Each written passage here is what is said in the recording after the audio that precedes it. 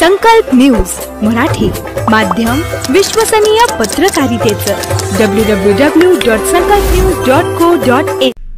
जय जय महाराष्ट्र माझा, गरजा महाराष्ट्र माझा, मुळीना महाभीती तुझी ही गडगडणाऱ्या नभा, आसमानाच्या सुलतानीला जबाब देती जिभा, सह्याद्रीचा सिंह गरजतो शिवशंभू राजा, दरी दरीतून नाद उमटला महाराष्ट्र माझा, गरजा महाराष्ट्र माझा। राजा बढे यांचं हे महाराष्ट्र गीत मराठी माणसांच्या ओठांपर्यंत, कानांपर्यंत आणि घराघरात पोचवलं ते शाहीर कृष्णराव साबळे यांनी। महाराष्ट्र सरकारनं या गीताला अधिकृत राज्यगीताचा दर्जा दिलेला आहे।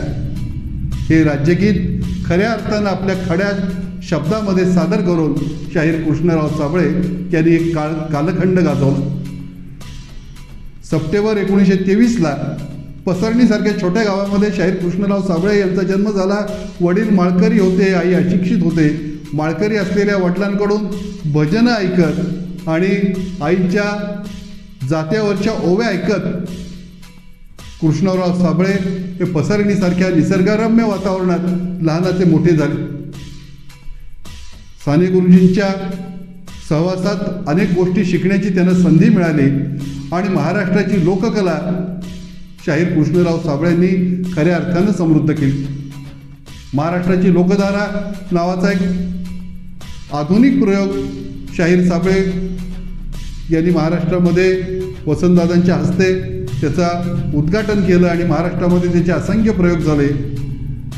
गवळण, लावणी, पोवाडा, कीर्तन, जात्यावरची गाणी, वासुदेवाची गाणी, सर्व प्रकारच्या लोककलांचं एकत्रित दर्शन घडवणारा हा कार्यक्रम महाराष्ट्राची लोककला किती समृद्ध आहे हे दाखवणारा कार्यक्रम होता। या कार्यक्रमाची स्फूर्ती शाहीर साबळेंना पश्चिम बंगालमध्ये गेलेले असताना तिथल्या एका कार्यक्रमामध्ये मिळाली। परंतु महाराष्ट्राची लोककला ही समृद्ध परंपरा आहे आणि त्या परंपरेचं रक्षण करणं, ती परंपरा अधिक समृद्धपणानं पुढं नेणं हे आपलं काम आहे। हे शाहीर साबळेंनी महाराष्ट्राची लोकधारा या प्रयोगातून महाराष्ट्रातल्या जनतेला दाखवून गेलं। शाहीर साबळे हे साम्यवादी विचाराचे होते। साम्यवादी विचारसरणीचा त्यांच्यावर प्रभाव होता।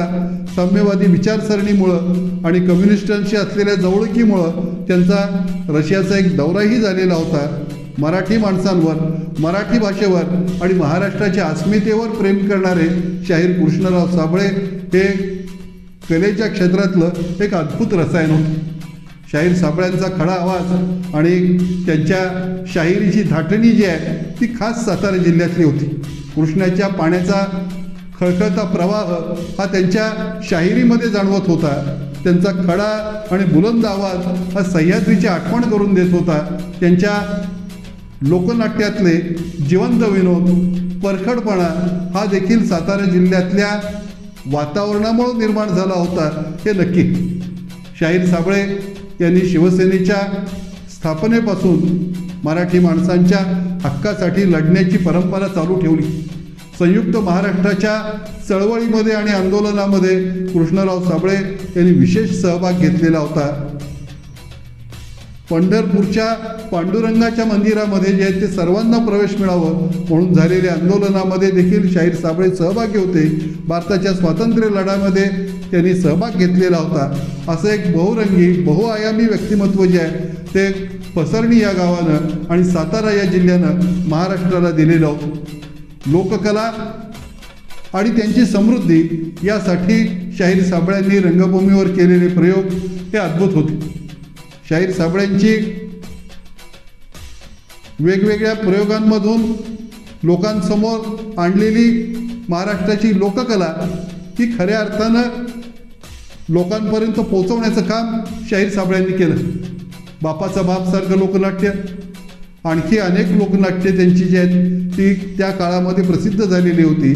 लोकनाट्याच्या माध्यमातून बंदिस्त रंगभूमीवर शाहीर साबळ्यांनी प्रयोग करीत असताना समाजातल्या अपप्रवृत्तींवर हल्ला केला। या व्यवस्थेतल्या चुकांवर दोष दाखवलं। त्यातला परखडपणा, त्यातला सटायर आणि त्यातला विलक्षण प्रतिभाशाली विनोद यामुळे शाहीर साबळ्यांची लोकनाट्य ही अतिशय गाजली। कोंडू हवालदार नावाचं शाहीर साबळ्यांचं लोकनाट्य हे याच धर्तीचं होतं। शाहीर साबळ्यांनी रंगभूमी खऱ्या अर्थानं गाजवून हसता हसता अंतर्मुख करणारी शाहीर साबळ्यांची ही लोकनाट्य महाराष्ट्रातल्या जनतेनं त्याचं मनपूर्वक स्वागत केलं. 20 ते 22 लोकनाट्य जी आहेत ती शाहीर साबळ्यांनी अशा पद्धतीनं रंगभूमीवर आणली.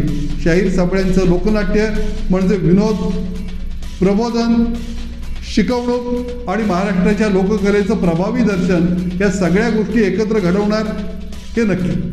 बापाचा बापमध्ये शाहीर साबळ्यांनी घालीनं लोटांगणचं विडंबन केलेलं आहे.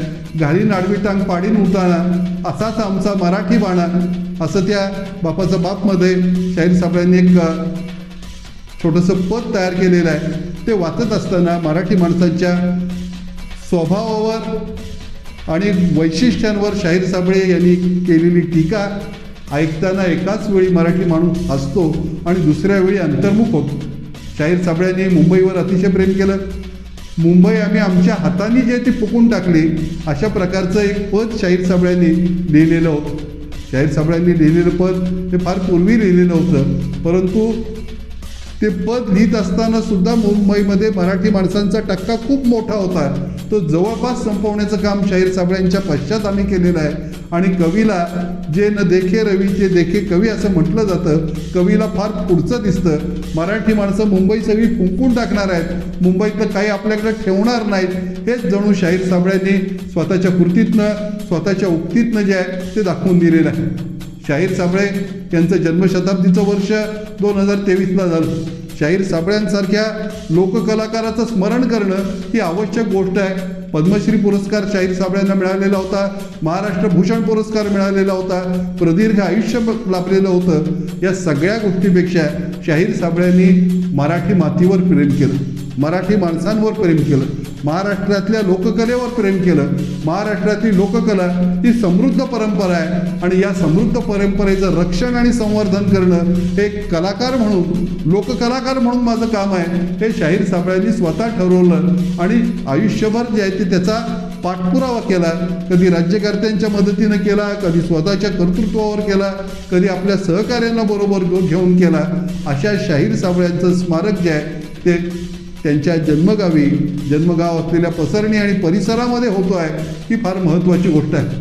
पद्मश्री शाहीर साबळे प्रतिष्ठान आणि संकल्प न्यूज यांच्या संयुक्त विद्यमानं 26 ऑक्टोबर 2025 रोजी महाराष्ट्राचे उपमुख्यमंत्री माननीय अजितदादा पवार यांच्या शुभ हस्ते शाहीर साबळे प्रतिष्ठानच्या माध्यमातून एक भव्य असा संकल्प जो आहे तो सोडला जाणार आहे. एक भव्य अशा प्रकारचं शाहीर साबळ्यांचं स्मारक जे आहे ते उभं केलं जाणार आहे. या स्मारकामध्ये रंगभूमी आहे, या स्मारकामध्ये लोकांची सोय आहे आणि या स्मारकामध्ये शाहीर साबळ्यांचं स्मरण आहे. शाहीर साबळे हे आजच्या पिढीला, पुढच्या पिढ्यांना माहिती असणं गरजेचं आहे. आपल्या मातीवर प्रेम करणारा, आपल्या माणसांवर प्रेम करणारा, आपली कला समृद्ध करत असताना लोकरंजन आणि लोकप्रबोधन करणारा शाहीर साबळ्यांसारखा कलाकार नंतरच्या पिढीत दिसत नाही.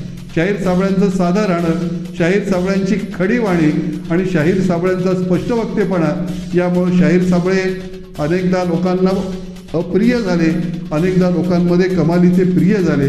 पण शाहीर साबळ्यांनी आपला स्पष्ट वक्तेपणा आणि साधेपणा कधी सोडला नाही. नवीन पिढीला शाहीर साबळ्यांसारखा कलाकार माहिती पाहिजे. एक कलाकार एक महाराष्ट्र गीत सातत्यानं म्हणतो आणि ते महाराष्ट्र गीत जे आहे ते राज्य सरकारचं अधिकृत गीत बनवू शकतं.